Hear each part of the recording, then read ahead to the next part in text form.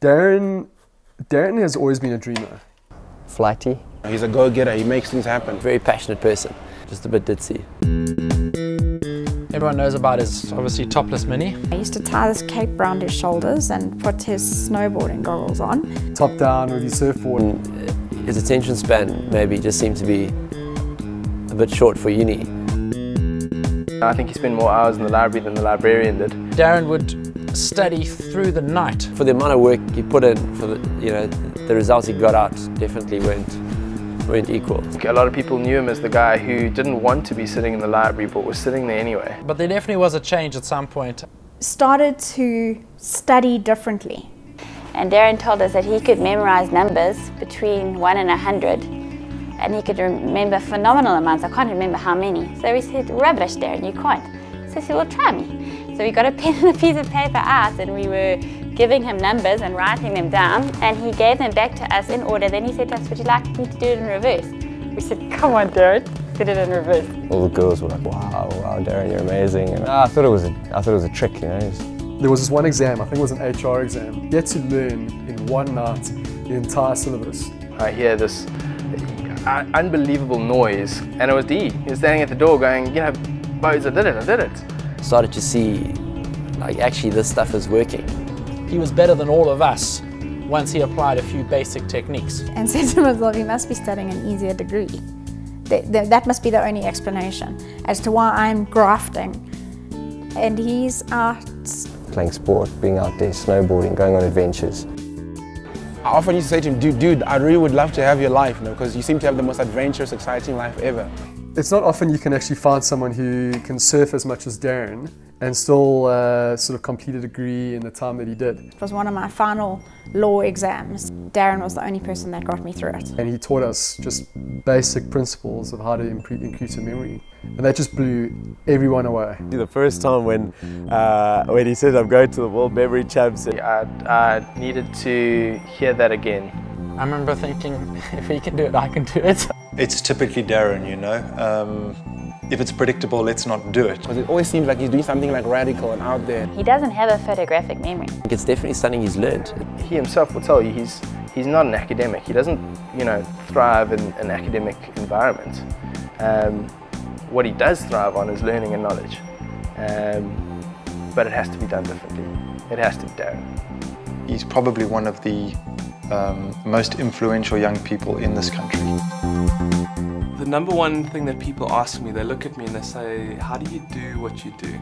Everything that I know and that I teach people has been learnt. The pressure caused me to find answers. So somebody paying for my university, if that wasn't there, I don't know whether I would have actually put that much effort into finding answers.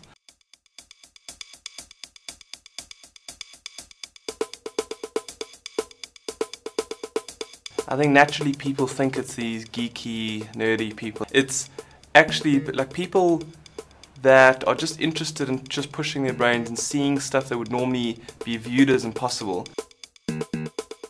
The person I've spoken about the most, or just shared with people, is Dr. Yip. His name's Yip Shui Choi, like Dr. Yip Shui Choi. He's memorized the perfect order of the Oxford Dictionary, word for word, in English and Chinese. My initial feeling was, that is impossible. I remember the BBC crew, they were interviewing Dr. Yip.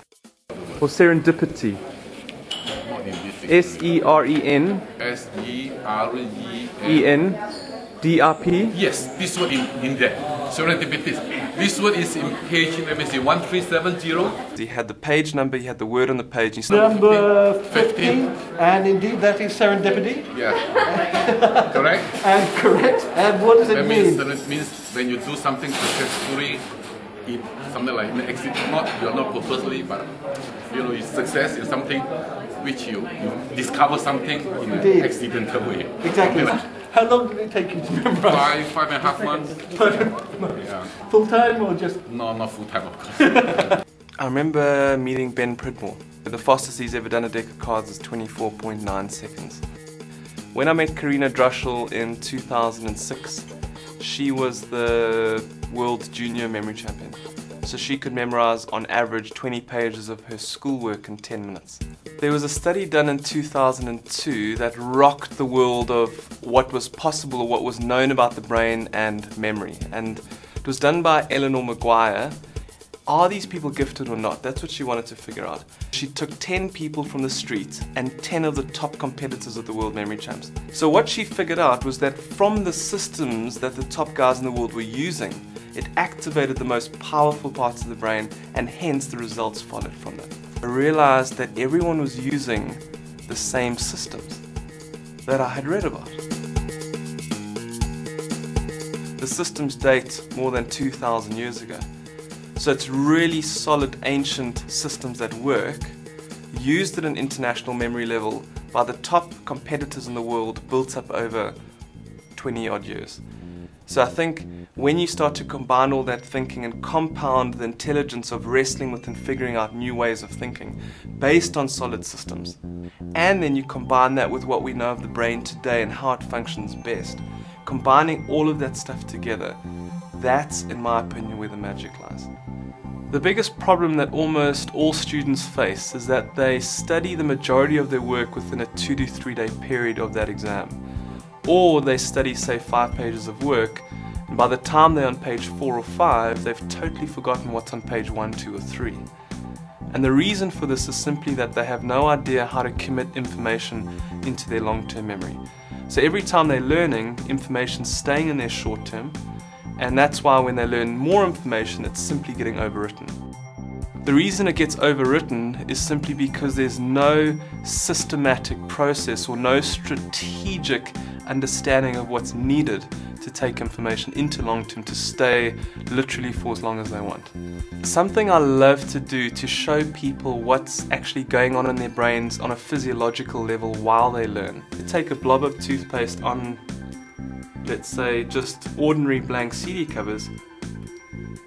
As you pull them apart, you can see on a physiological level, every single time you learn information, your brain actually physically changes shape.